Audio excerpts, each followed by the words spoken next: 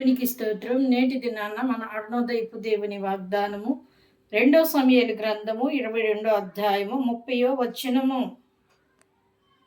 దేవుడు యథార్థవంతుడు, యెహోవా వాక్కు నిర్మలమైనది. హల్లెలూయా.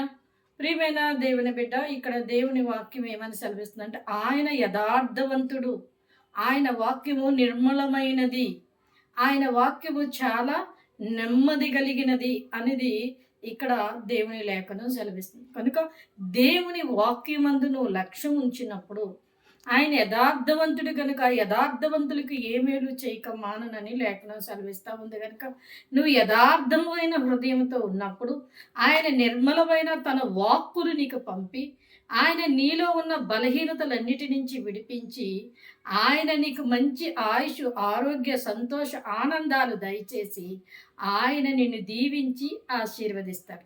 కనుక దేవుని వాక్యందు నువ్వు శ్రద్ధ నిలిపి వాక్యాన్ని నీ హృదయంలో నిలుపుకొని ఆ వాక్యాన్ని ధ్యానిస్తూ వాక్యానుసారమైన జీవితాన్ని నువ్వు జీవించినప్పుడు ఖచ్చితంగా దేవుడు నిన్ను ఆశీర్వదించి ఆయన నిలబెట్టి బలపరిచి అనేకులకి ఆశీర్వాదకరంగా నిలబెడతాడు. కనుక అరుణోదయాన లేచిన వెంటనే ప్రార్థన చేసుకుని వాగ్దానాన్ని పట్టుకొని నీ జీవితాన్ని ప్రారంభించు.